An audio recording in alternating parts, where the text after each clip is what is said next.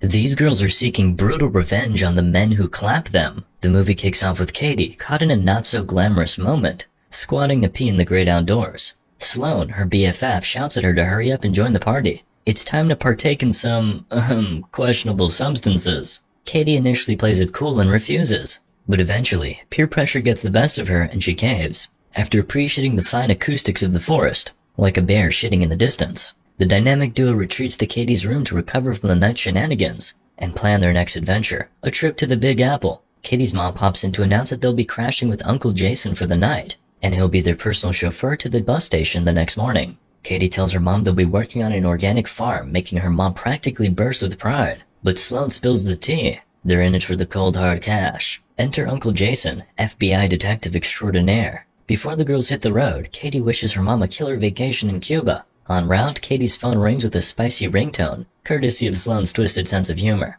Katie picks up her mom's call but gets nothing but dead air. Spooky. Once they arrive at Jason's pad, Sloane gets a wild idea and decides to adopt a new identity. She tells Katie to call her Heather and suggests Katie go by Ripley. The next day, Jason drops them off at the bus station and in true paranoid FBI agent fashion, asks Katie to send a daily code word to confirm they haven't been kidnapped. Classic Uncle Jason. After bidding Jason adieu, the girls send him a selfie with their secret code, which brings a smile to his overly cautious face. Later, Katie and Ripley and Heather, find themselves in a diner, where they bump into Jed and Lucas, two hotties with a side of respect. The boys offer to give the girls a lift to the farm, and after some initial hesitance, Katie agrees. Because why not? On the drive, Katie realizes they've zoomed past the farm, but Jed keeps his foot on the gas. Panic sets in and the girls hold hands for dear life. But surprise! They arrive at Jed and Lucas's family restaurant. Jed insists this detour is a prime opportunity to mingle with the locals and get the lay of the land. Mama, Jed, and Lucas spot the girls and welcome them with open arms. And so the adventure begins. So there they were munching away on their mom's cake when Katie, with a straight face, drops the Apple code word on Jason, which isn't as exciting as an FBI code, but hey, beggars can't be choosers.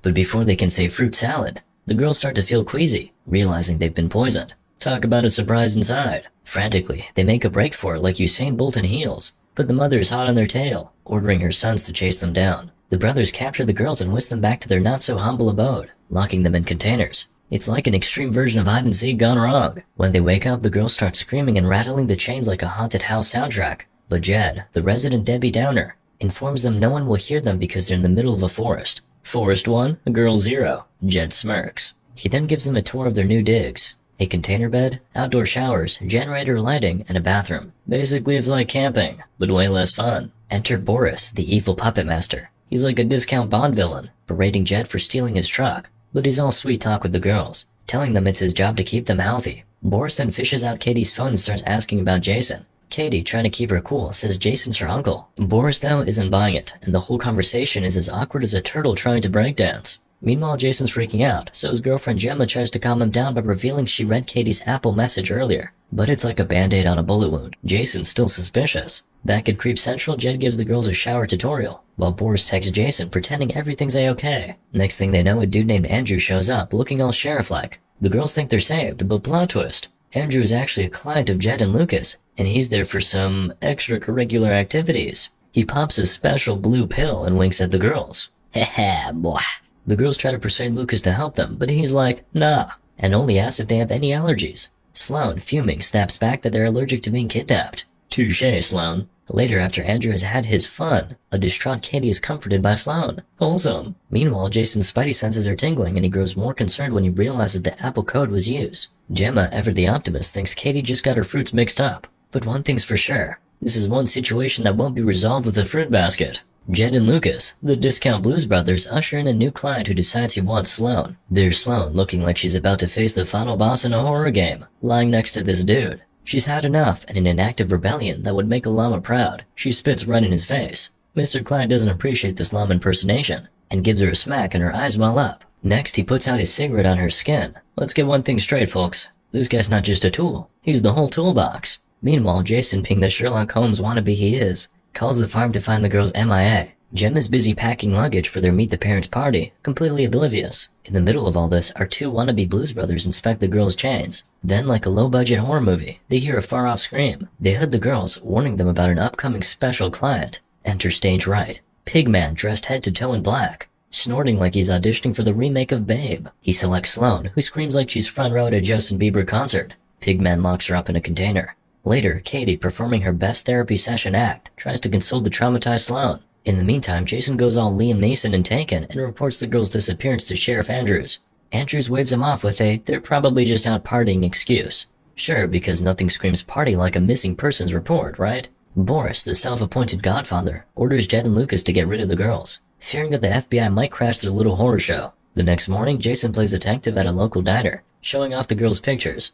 The owner spills the beans about two guys picking them up in a blue pickup truck, with a sticker that screams tacky and distasteful. While this is happening, the Discount Blues Brothers and Boris arrive at the girl's place with their repeat customer. Katie plays mind games with him, leading him into a trap like a real femme fatale. She then goes full vampire and bites his neck, kicking the bucket for him. The girls manage to unchain themselves, making Houdini proud. Sheriff Andrews, a minute too late as usual, discovers the girls have vanished like a packet of Oreos in a student dorm. Katie and Sloane proceed to hop into their righteous getaway vehicle and blaze a trail out of there. On the other side of town, Andrews is frantically dialing Boris like he just realized he left his phone charger at his ex's place. As our dynamic duo hits the highway, they clock a couple of damsels who might be next on the creeper's hit list. Realizing this ain't no Scooby-Doo mystery, they're not about to wait for some meddling kids to show up and save the day. This is DIY justice. They hit up the hardware store like they're gearing up for the world's most intense Pinterest project. While they're cashing out, Katie casually drops Boris's name, prompting the clerk to make a face like he just bit into a lemon thinking it was a grapefruit.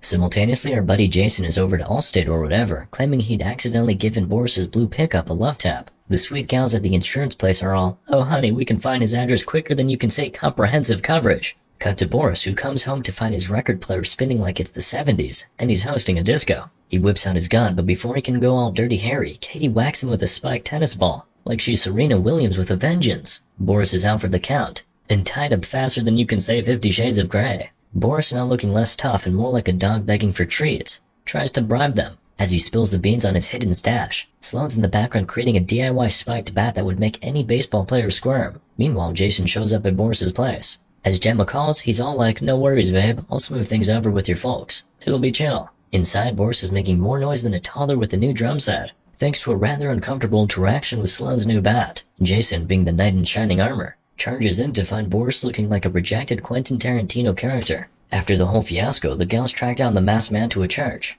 where he's busy preaching fire and brimstone. They're not about to let some ink on his arm stop them. The guy tries to intimidate them by calling Katie Jezebel, but she's like, "If being a Jezebel means standing up to creeps like you, then hand me the crown, baby." And wham, one swing of the bat and Mr. Holyman is seeing stars. The gals hit the road again, leaving a trail of justice in their wake. We see they've got the pastor roped to the car like some twisted version of National Lampoon's Vacation. They make a pit stop for matches, and while they're gone, the pastor's scrawling down Bible verses like he's competing in a heavenly spelling bee. When they return, things heat up in a very literal way. Back at the sheriff's office, Andrews is tying up Jason because apparently it's National Tie Up Your Enemies Day. But no worries, our girls have got this all under control, or at least that's what we're hoping. The story's still in motion after all. So the sheriff walks in with two damsels in distress who'd just been whisked away.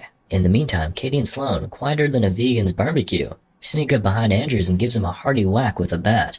Jason, clueless as a goldfish with a 3-second memory, has no idea what's going on. He's locked away in his room, probably contemplating the universe or his next snack. Relatable. Next thing you know, Andrews is tied up like a Sunday roast and trying to bribe his way out with cash. The girls are tickled pink by this, probably thinking it's like a human ATM that's gone haywire. Katie plays a little game with Andrews. Pick a hand. He chooses right, and surprise, it's a bullet. Sloane does the same, but all he gets is a handful of matches. Probably should have gone for the left. Nervous, Andrews asks what's next on this twisted game show. The girls, with grins wider than a Cheshire cat, tell him it's time for a round of Russian roulette. Despite his pleas, Katie loads the gun and pulls the trigger. Click, empty. Sloane has a go too. Click, empty. 3 times the charm? Not this time. 4 time? Nah. Meanwhile, Jason is yelling like a reality TV star, totally oblivious to the circus outside his room. The 5th shot, however, was the charm. Katie pulls the trigger and it's lights out for Andrews. Next up, we've got the mother of Jed and Lucas, who after enjoying some vino, passes out only to wake up in a bind. It's revealed that the girls had spiked her drink. What a party, right? Then she spots Jed, perched atop a pile of books like some sort of sacrificial offering. After a desperate plea from Mom, Katie gives the books a kick and down goes Jed. The girls then proceed to batter Jed like he's a piñata at a kid's party. Lucas, the supposed good boy of the family, is next on the chopping block. Sloane gives him a choice. Play whack-a-mom or meet the same fate as his brother. Lucas, in a moment of panic, drops to his knees and promises to zip it if they let him go. His plea, however, falls on deaf ears, and Sloane shoots him too. It's official. This party's a real killer. The girls, ever the crafty pair, plant the gun in Lucas's hand. Gotta keep up appearances, right? And to wrap things up, Katie gives the family's remaining member an extreme makeover with a lawnmower. Talk about a close shave. In the final act, Jason is our girl's Uber to the airport. Katie's mom, clearly out of the loop, casually tells Katie to keep Jason updated about their New York adventures. Jason assures her they'll be okay. Little does he know what they've been up to. And off our girls fly into the sunset, ready to paint New York red. Hopefully not literally this time. Moral of the story? They had that dog in them.